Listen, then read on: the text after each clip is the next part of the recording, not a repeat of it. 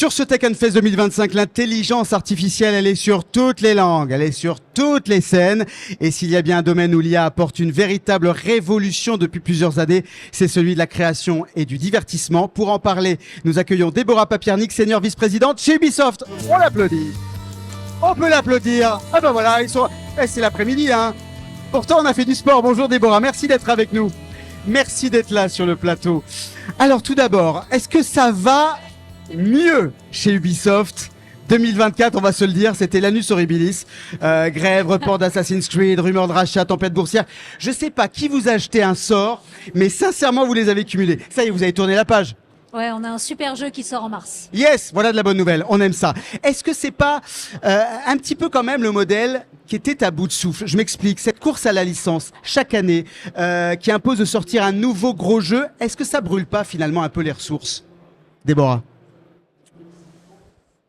Je suis pas sûre que ce soit ça le problème. En fait, le problème, c'est vraiment de se concentrer sur ce qu'on doit faire, c'est-à-dire faire des jeux, les faire bien et puis qu'ils soient peaufinés à la hauteur pour les sortir au bon moment pour les joueurs. Vous avez offert une masterclass en début d'après-midi sur le jeu vidéo comme accélérateur de tendance. Alors là aussi, on dit que le jeu vidéo traverse une petite crise d'identité. La Paris Games Week a été un petit peu révélateur à ce niveau-là pour ceux qui l'ont fréquenté. En quoi le jeu vidéo reste, malgré cette crise-là, cet accélérateur de tendance qu'il a été au début des années 2000? Le jeu vidéo, c'est vraiment un mélange d'art et de tech qui sont deux domaines qui avancent tout le temps. Donc en fait, le jeu vidéo, il s'endort jamais. Et il est à l'avant-poste en fait de toute innovation, qu'elle soit hardware, software, innovation d'usage, innovation artistique. Au croisement de tout ça. Au croisement de tout. Et en ça, en fait, toute innovation est aussi une façon pour nous d'inventer des nouvelles façons de jouer et de nous renouveler. Et on le voit avec l'arrivée de la Wii qui a forcé les gens à se lever de leur canapé. La popularisation de l'écran tactile qui a permis par ces nouvelles interfaces, d'inventer aussi des nouveaux types de jeux. Et c'est pareil avec l'IA. En fait, l'IA, ça peut être des gains de productivité, bien sûr, mais pour de vrai, tout le monde les aura, ces gains de productivité. En fait, c'est juste le sens de l'évolution de la tech. Mais c'est surtout des nouvelles possibilités pour inventer des nouvelles façons de jouer. Et c'est plutôt sur ça qu'on travaille. Le e-sport, la pop culture, c'est l'avenir du jeu vidéo, selon vous? Oui, c'est une partie de l'avenir du jeu vidéo. Alors, le jeu vidéo est vraiment rentré dans la pop culture. C'est vrai que on l'a vu même au moment de la cérémonie d'ouverture des JO. Ouais. Et où le personnage est largement inspiré d'Assassin's Creed, le porteur de flammes. Ça, c'est clair, tout le monde l'aura remarqué. Hein. Voilà. Même ceux qui ne jouent pas. On a vraiment passé une étape. Et là où le jeu vidéo, avant, c'était un truc de geek. Aujourd'hui, on a plus de la moitié de la population qui joue et avec une moyenne d'âge qui a aussi bien évolué. Et on rappelle, le jeu vidéo, c'est 6 milliards d'euros, près de 6 milliards d'euros en France de chiffre d'affaires. Plus de 800 entreprises, dont une centaine rien que dans notre région, il faut le souligner. Ça reste un secteur économique de poids. Hein. C'est la plus grosse industrie culturelle. C'est plus gros que musique et cinéma combinés. Ouais.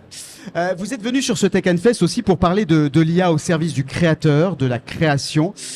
C'était ce matin sur la grande scène. Un petit mot là-dessus. L'IA, c'est un allié ou c'est une menace pour les créateurs?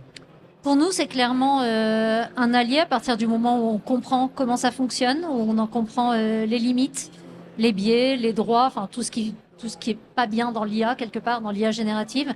Mais c'est un formidable outil à qui on pourra déléguer un certain nombre de tâches pour se concentrer en fait sur là où l'humain a le plus de valeur ajoutée. Ouais.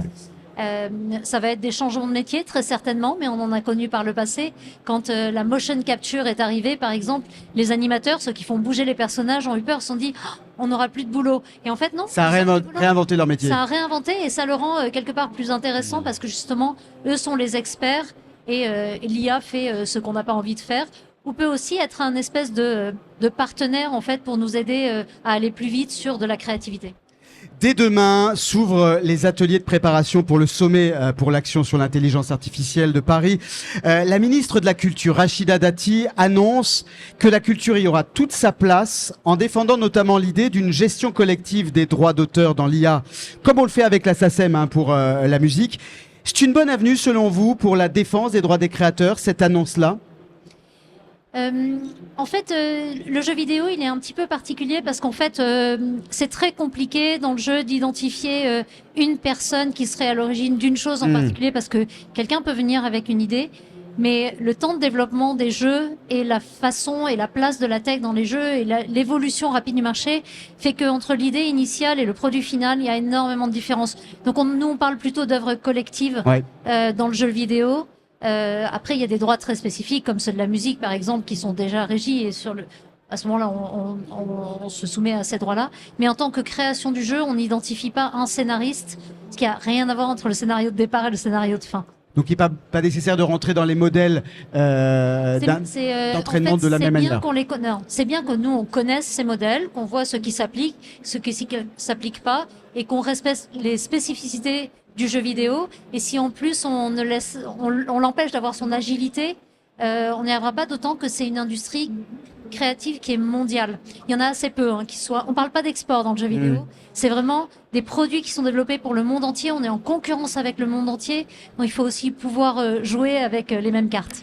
Justement, et ça sera mon dernier mot, on voit bien que ce sommet de l'IA qui va s'ouvrir donc dans quelques jours à Paris, sommet international, qui va d'ailleurs faire intervenir un certain nombre d'acteurs américains, ça va être le jeu d'une forme de polarisation entre la Chine, les États-Unis, au milieu de l'Europe. Est-ce que si dans le jeu vidéo, il faudrait qu'on ait un modèle européen qui se distingue? On parlerait presque de souveraineté culturelle en la matière. Souveraineté culturelle, je pense que quelque part on l'a dans le jeu vidéo parce qu'on a quand même des très très beaux acteurs du jeu vidéo. Ça, c'est le moins qu'on puisse dire. Et historiquement, enfin c'est pas que. Et puis d'ailleurs dans cette région, il y a eu historiquement énormément de studios français qui sont des gros acteurs au niveau mondial, et à la fois des studios indépendants, des gros studios, des studios mobiles, des studios consoles ou PC. Donc oui, on a toute notre place. Merci Déborah Papiernik, je rappelle, vous êtes senior vice-présidente chez Ubisoft.